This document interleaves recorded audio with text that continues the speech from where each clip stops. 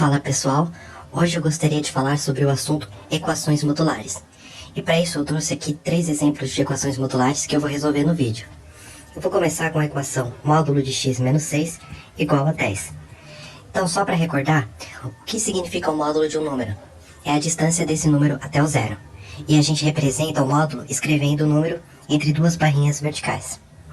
Então, nesse caso, eu tenho que o módulo, ou seja, a distância até o zero, do x menos 6 é igual a 10. Agora, quais são os números cuja distância até o zero é 10? Para visualizar isso melhor, eu vou fazer aqui a reta. Aqui tem o zero.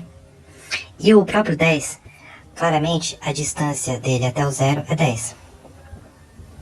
Só que o menos 10 também, porque não existe distância negativa. Então, a distância do menos 10 até o zero também é 10 mais 10, né? Positivo. E essas são as únicas possibilidades, né? Porque entre esses dois números, a distância até o zero vai ser menor do que 10.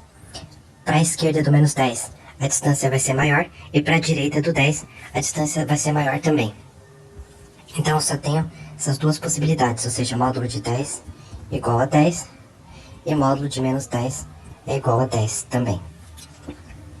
Agora, voltando para a minha equação, eu vou ter, então, duas possibilidades para aquilo que está dentro do módulo, que pode ser 10 ou menos 10. Então, eu vou fazer esses dois casos. Eu vou resolver essas duas equações, e cada uma delas vai me gerar uma solução da equação modular. Essa primeira equação, só vou somar 6 nos dois lados. Daí eu vou ficar com x. Menos 6 mais 6 dá 0, então x é igual a 16, 10 mais 6. E na outra equação a mesma coisa. Daí eu vou ter que x é igual a menos 10 mais 6, que dá menos 4. Então essas são as duas soluções. E o conjunto de solução da equação, escrevo as soluções entre chaves e separados por vírgula, né? Então tem esses dois elementos, essas duas soluções. O menos 4 e o 16. Agora o próximo exemplo é o módulo de x ao quadrado mais 6x menos 1 igual a 6. Então aqui a ideia é a mesma. A distância até o zero, né, disso aqui tudo é igual a 6. Então isso tudo que está dentro do módulo pode ser 6 ou menos 6. Então eu vou ter esses dois casos.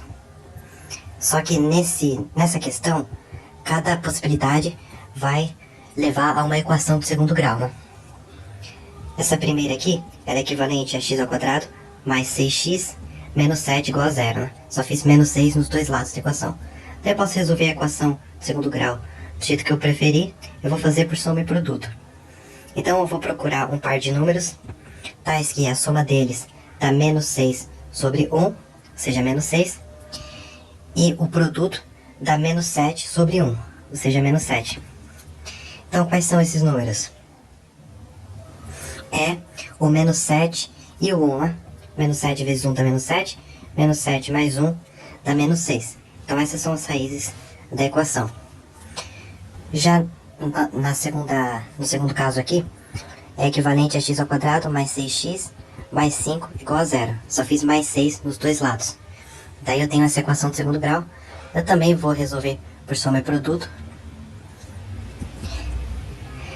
Então, eu quero achar o par de números tal que a soma dá menos 6 sobre 1 e o produto dá 5 sobre 1. Então, é o menos 5 e o menos 1, né? O menos 1 e o menos 5 é menos 1 vezes menos 5. Menos com menos dá mais 5 e o menos 1 menos 5 dá menos 6. Então são essas raízes aqui. Então o conjunto de solução da equação modular vai ter 4 elementos, né? Porque a equação modular ela se desdobrou em duas equações do segundo grau. Cada equação do segundo grau eu encontrei duas raízes. Então isso dá um total de 4 soluções para minha equação modular. Então o conjunto de solução tem esses 4 elementos. Menos 7, menos 5, menos 1 e o 1. São as soluções da equação modular. E finalmente, a última questão é o módulo de x ao quadrado menos 4 módulo de x menos 5 igual a 0.